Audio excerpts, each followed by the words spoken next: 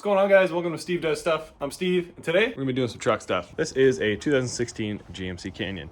And chances are, if you drive a 2015 or up Chevy Colorado or GMC Canyon, and you live in the northern United States or Canada, you started to notice this stain on your door.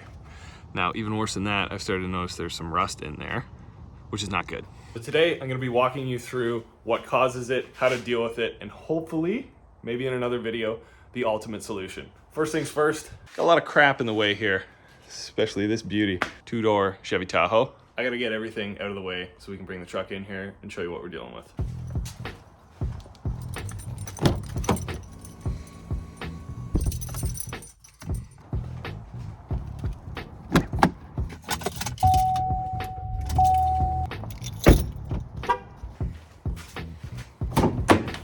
Oh God.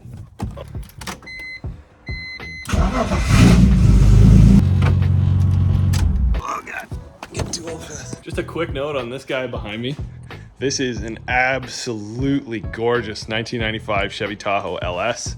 This thing has got about 125,000 miles on it, so 215,000 kilometers on it, and it is a survivor. This thing is beautiful. Originally sold in California, spent most of its life in Arizona, and then it went to Nova Scotia, where it was at a summer home for years. Unfortunately, I do not own this truck. This is owned by my cousin, so it's in the family, but it is just absolutely mint, like mint, mint, mint. This is in nicer shape than my 2016 truck, so I'm just storing it for him for a while, and it's a beaut. So for anyone who grew up in kind of like this era of like 90s GM, these trucks, this GMT 400 platform, this interior, this is the vehicle that I first drove when I was like 12 years old. And there is nothing more nostalgic than a couple of these sounds. These big comfy, oh my God. These big comfy seats. This dashboard is the first vehicle I ever drove. It was an old pickup truck. Well, it was new at the time. And then, of course, this sound. 90s GM, baby.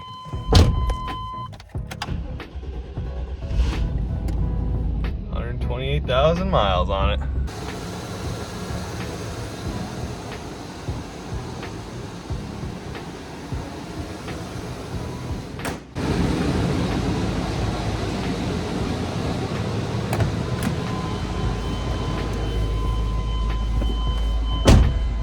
Just look at the sight lines in this thing though. Like that piece of glass is bigger than the windshield. You can see the hood, teeny little A-pillars, just absolute lazy boys for seats.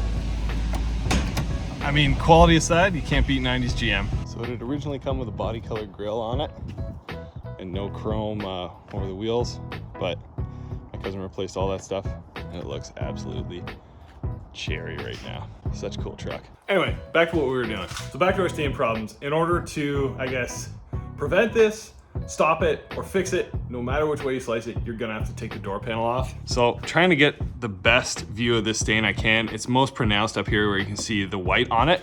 Most vehicles like this that I see in Canada, if they're older, say like 2016 or 17, this stain will be much more pronounced. Probably about 2 years ago, the stain finally drove me nuts and I just took this thing apart. I ripped the door panel off, took the mirror off, cut and compound the whole side, and got it right back to looking normal, which was great.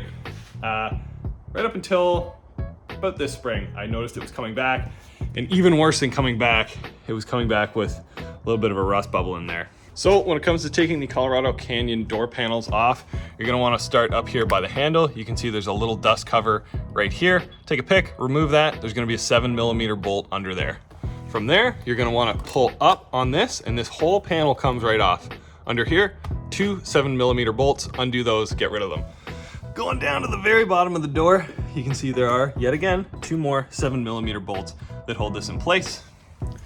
And once you have all those bolts undone, you're gonna wanna start by the speaker and just work your way underneath this plastic trim. So if you have like a little trim tool, flathead screwdriver, even just your fingers, pull in there and just start popping all these clips off until you're here. And then you can pick it up and move it out. Also, another important tip, make sure your window's down.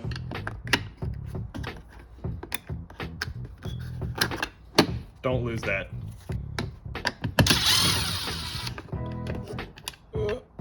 This may feel wrong, like you're breaking it.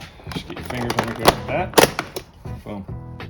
Now, if you've done this before, it's likely that all of these clips did not come off. You see we got 3 of the metal ones here, but these 2 are plastic. You can actually see them in the door here. Just take a set of needle nose, try and get them out of here. Whoa, that's right here.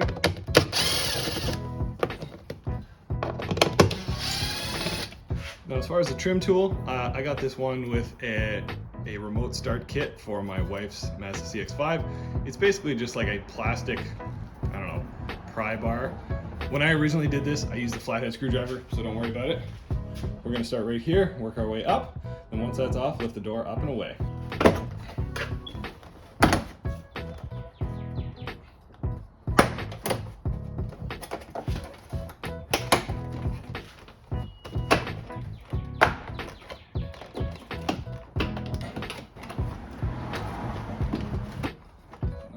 I got those 2 screws right there. Yikes.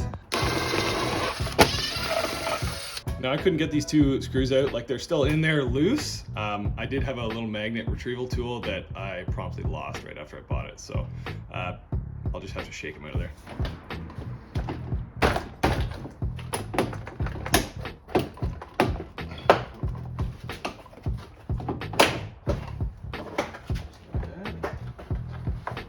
Now that you got this door panel off, there's going to be a couple things that you're going to want to take off. Now keep in mind this is upside down, but this is the door release lever.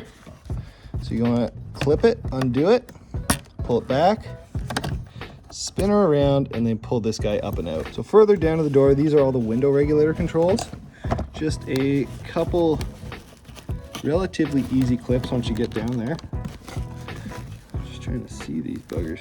Yeah, 1 clip there, and 1 clip there. And finally that one. I'm gonna go get my safety pick and get this thing out of here. So with all of these things undone, my door panel is now free, just like that. Make sure you put it somewhere safe, like say against a welder, and make sure you get the 2 7mm door screws out of your armrest. A good look at this door panel with nothing on there. Right here, that's our door release. Right up here, this is our door unlock and lock.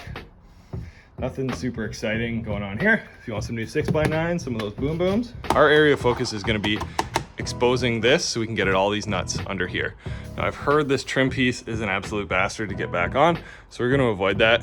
Take our trim tool and just like pop this guy out. Or break it. Either one, it'll be fine. And then we're just gonna peel these guys back. Those are our bolts. Before you actually start to take the mirror off, this is the mirror power controls. Grab this little connector, undo it right here. There's no real easy way to do this, and this is where having the window open really comes in handy. Just want it out of the way. 3 10mm bolts here, by the way. Support the mirror from the outside. And that is that. This is the first look at the, I guess, door part that holds the mirror in 2 years. And it's honestly in better shape than I thought, with the exception of this right here. All of this has now got rust under it, which if I leave this untreated, it's just gonna spread and spread and spread, and it's gonna ruin my door. So I gotta deal with that. That's another problem. Let's look at the actual culprit here. This son of a gun. So when I took this mirror off 2 years ago, it's because the door staining was getting pretty bad. It was early pandemic and I had literally nothing better to do. So I decided I'll take my truck apart, see what's happening. Essentially, what I found was in here, behind this rubber gasket, which you can see I have RTV back on, is an aluminum mirror housing that attaches it to the door. You can hear all the stuff rattling around in there. So when I took the door apart and I took that off, what I found was that aluminum mirror mount had started to just absolutely corrode and oxidize like crazy. I believe this little gasket thing is supposed to keep the salt water out, but lo and behold, after a few years, it failed and it just started to pack full of like salt and road crap. And if you live anywhere where they salt and brine the roads, the shit just gets everywhere. So while it was aluminum, while it shouldn't rust, it was essentially just eating it alive. I've got a bunch of pictures from what I did and what I found at the time.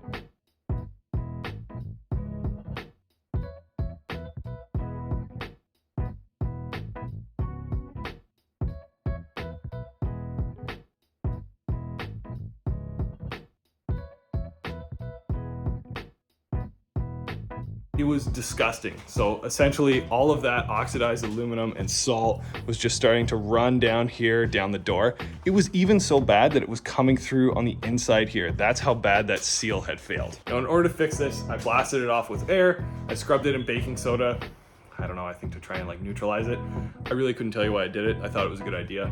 And then once it was all cleaned up and done, I painted it just because I thought it's not gonna rust, but it's oxidizing like crazy. So I'm gonna put a paint layer on there, so hopefully that protects it.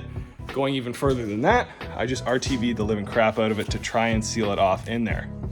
Now it worked for a year and a half, and now it's having the same issue, but even worse. All of that crap sitting in here broke the paint, and now I've got a rust bubble that is kind of down to here, which it absolutely needs to get taken care of, blasted off.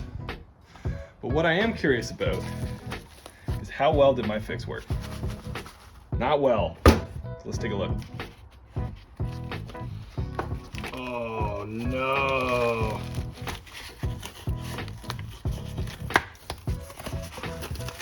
Oh boy. Oh my God. It is just falling apart. Look at all of the aluminum that's coming out of this. So that is what is in there. That is all just aluminum that's falling apart. Wow. So that right there is your mirror body just absolutely falling apart. That's gonna be a Ford truck in a few years. God, and that's all painted. So you can see up here survived a little bit more. It's probably because it's up out of the spray. But these like little fin guys here that are for structure or whatever they may be, these guys smoked, like absolutely pooched. God, that's disgusting.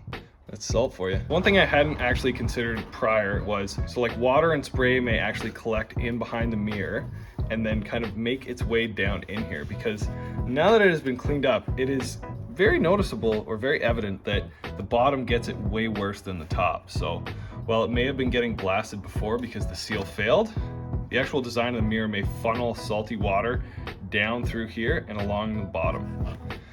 Either way, this is gonna be a problem for your truck.